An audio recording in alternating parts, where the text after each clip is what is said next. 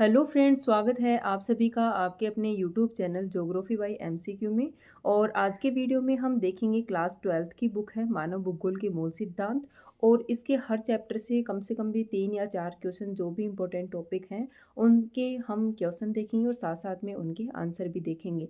इससे पहले अपनी क्लास 11th की दोनों बुक कंप्लीट हो चुकी हैं और उनकी वीडियोज़ आप प्लेलिस्ट में जाकर देख सकते हैं।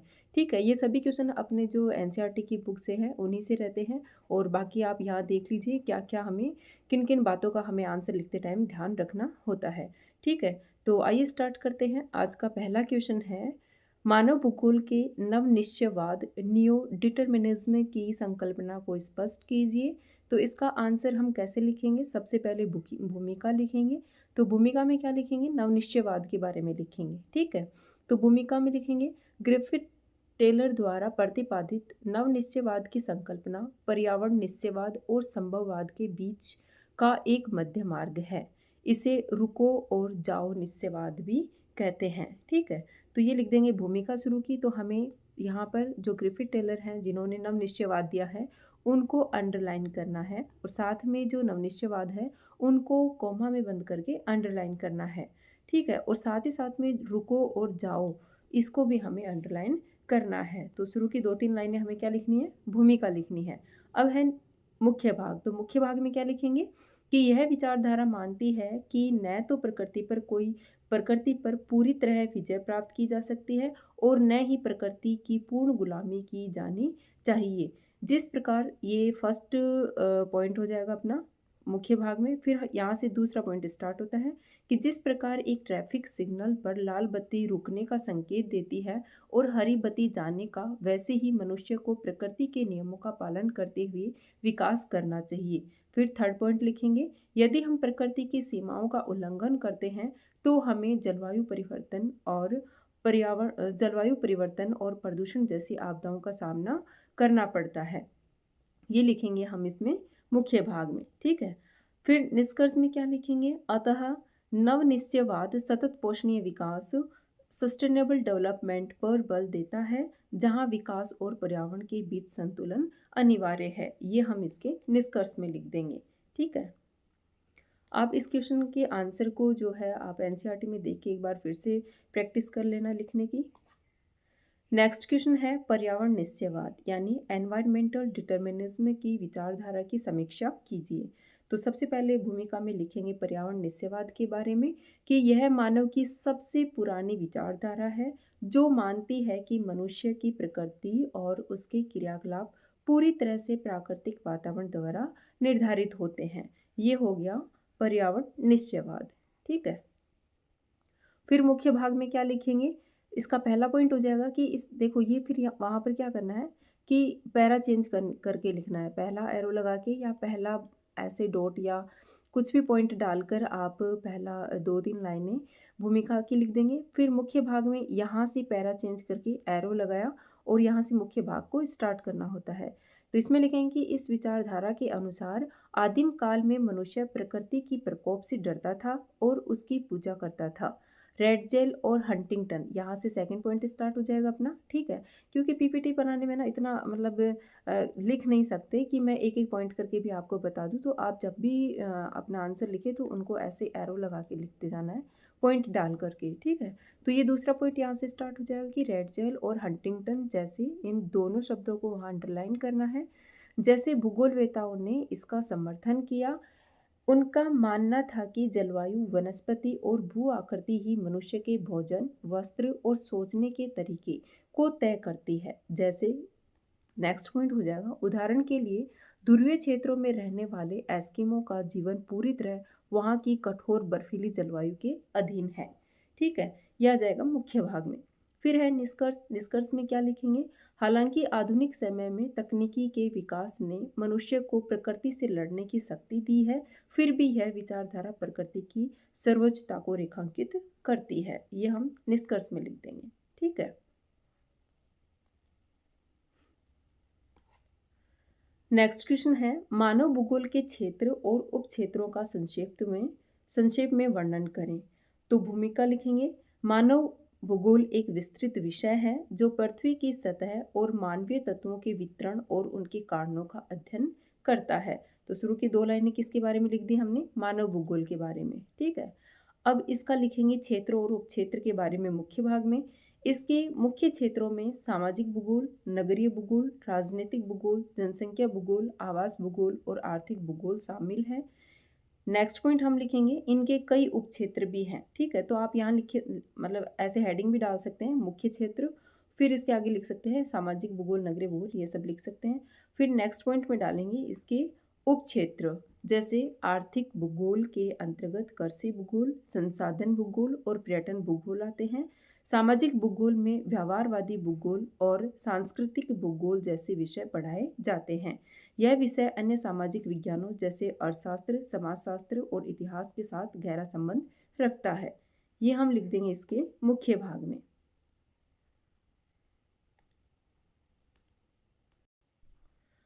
फिर निष्कर्ष में लिखेंगे कि निष्कर्ष में अतः मानव भूगोल मानव जीवन के लगभग हर पहलू को भौगोलिक दृष्टि से जोड़कर देखता है। ये हम इसके निष्कर्ष में लिख देंगे। तो जो पहला चैप्टर था उससे मैंने 3 क्वेश्चन बनाए हैं। ये आप बाकी वो टॉपिक अगर आपको लगते हैं कि इम्पोर्टेंट हैं तो आप उनसे भी क्वेश्चन बनाकर उनकी प्रैक्टिस कर सकते हैं, ठीक है। नेक्स्ट क्वेश्चन है अपना, जनसंख्या वितरण को प्रभावित करने वाले प्रमुख भौगोलिक कारकों की विवेचना कीजिए। तो सबसे पहले जनसंख्या वितरण के बारे में लिखेंगे भूमिका में कि पृथ्वी पर जनसंख्या का वितरण बहुत असमान है। इसके पीछे कई प्राकृतिक और मानवीय कारण होते हैं, जिनमें भौगोलिक कारक सबसे प्राथमिक हैं, ठीक है। भौगोलिक कारक ही प्राकृतिक कारक है, ठीक है। तो प्राकृतिक कारक और मानवीय कारण 2 हैं जो जनसंख्या वितरण को प्रभावित करते हैं। तो मुख्य भाग में क्या लिखेंगे? इसको प्रभावित करने वाले प्रमुख कारक, ठीक है। तो यहाँ हेडिंग लगा सकते हो आप कि जनसंख्या वितरण को प्रभावित करने वाले प्रमुख कारक। फिर उसमें पहला पॉइंट हम डालेंगे जल की उपलब्धता। तो इसमें लिखेंगे, ये सब हमें ब्लैक पेन से लिखना है और अंडरलाइन करना है, ठीक है। और इससे पहले मतलब मुख्य भाग तो नहीं लिखना, ना ही भूमिका शब्द लिखना है। इससे पहले हम लिखेंगे कि जनसंख्या वितरण को प्रभावित करने वाले प्रमुख भौगोलिक कारक, क्योंकि हमें सिर्फ भौगोलिक कारकों के बारे में यहाँ पर पूछा है। तो सबसे पहले क्या लिखेंगे? जल की उपलब्धता।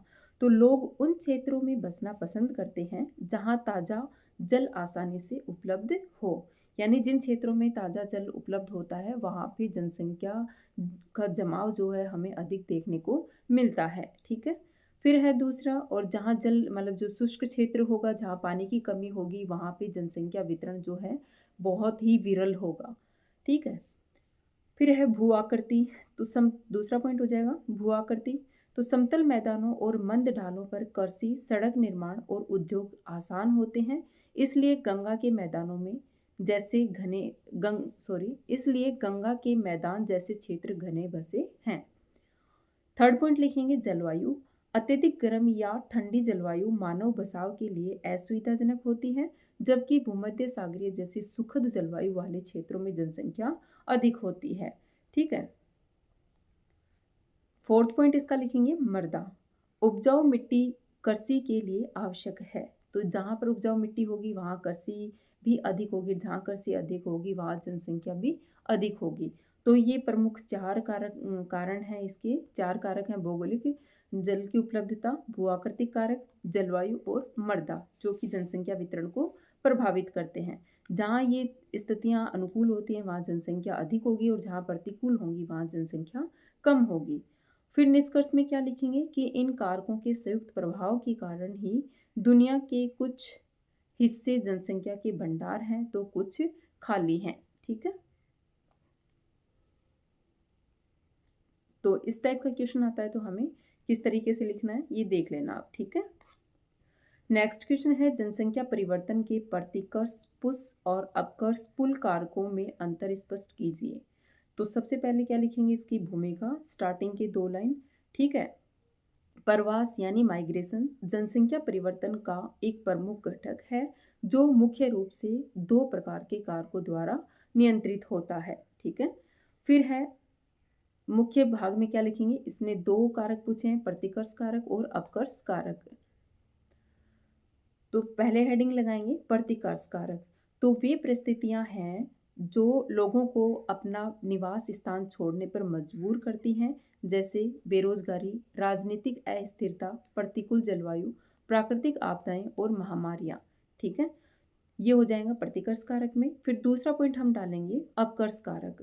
तो अपकर्ष कारक वे कारक होते हैं जो लोगों को किसी विशेष स्थान की ओर आकर्षित करते हैं, जैसे काम के बेहतर अवसर, रहन सहन की अच्छी सुविधाएं, शांति, स्थायित्व और अनुकूल जलवायु।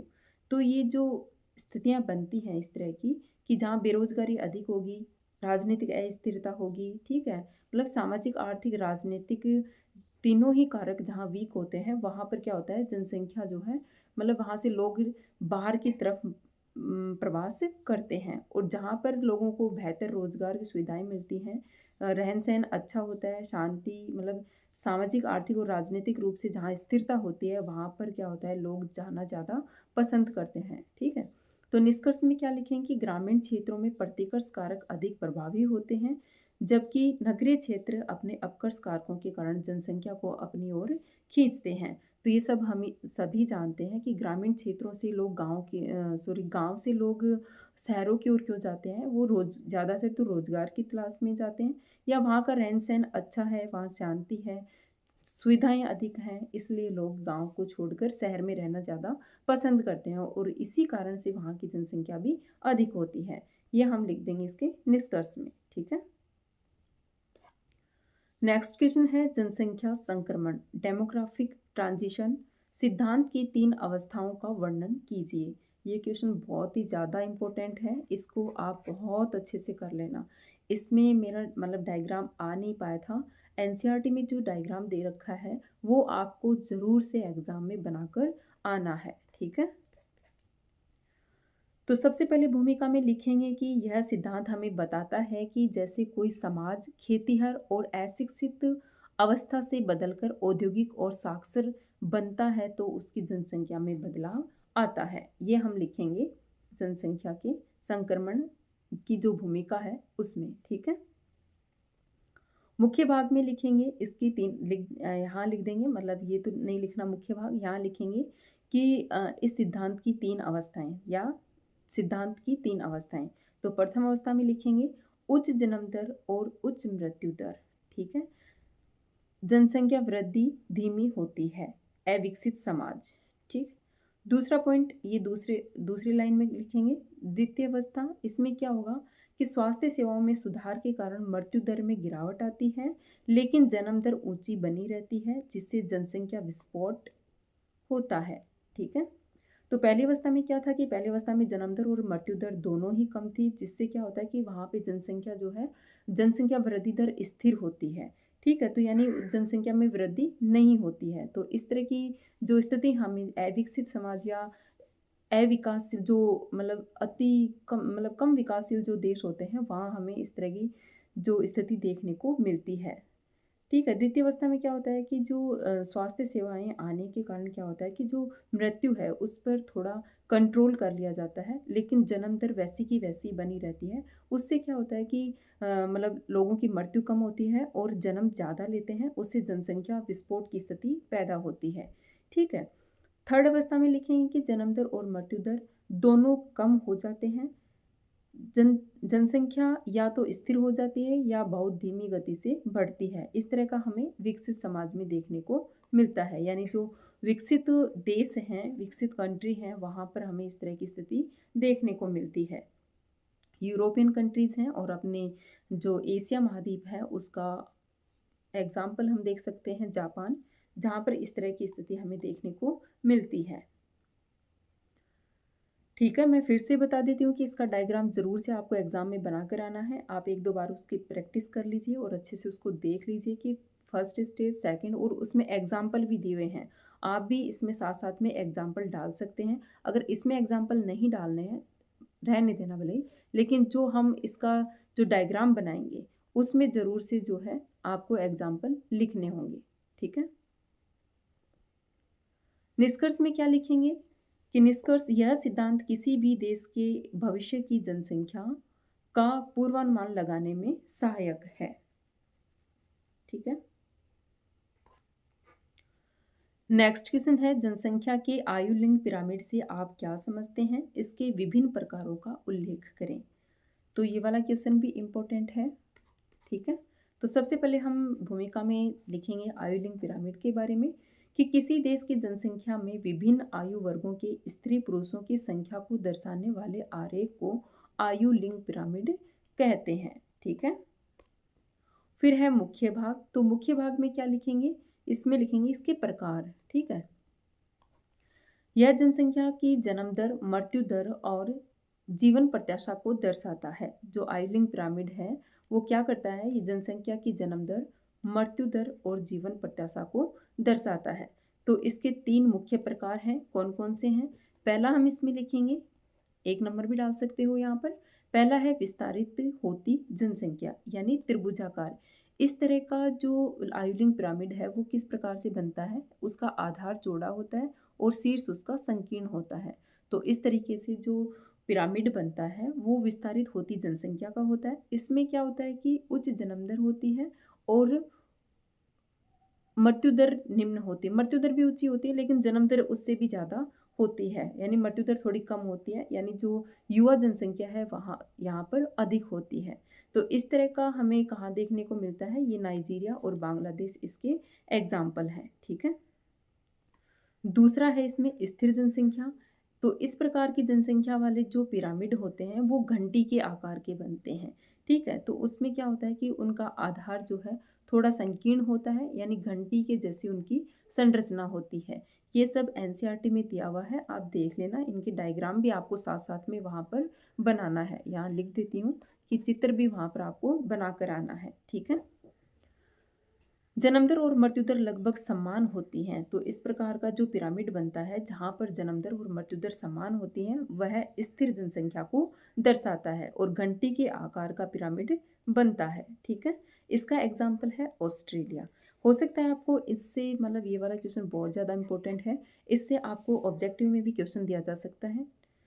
थर्ड पॉइंट है इसका, थर्ड प्रकार है, तीसरा प्रकार ह्रासमान जनसंख्या यानी संकीर्ण आधार, निम्न जन्म दर और मृत्यु दर, यानी जन्म दर और मृत्यु दर या तो स्थिर होती है या ऋणात्मक होती है। ऐसी स्थिति में तो क्या होता है? इसका एग्जाम्पल है जापान। ठीक है, इसमें किस प्रकार का पिरामिड बनता है?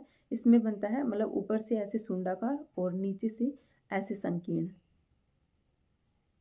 तो इन सब का जो डायग्राम है वो उसमें एनसीईआरटी में दे रखा है, आप अच्छे से देख लेना। ठीक है, और साथ साथ में इनके एग्जाम्पल भी आपको ज़रूर से याद रखने हैं।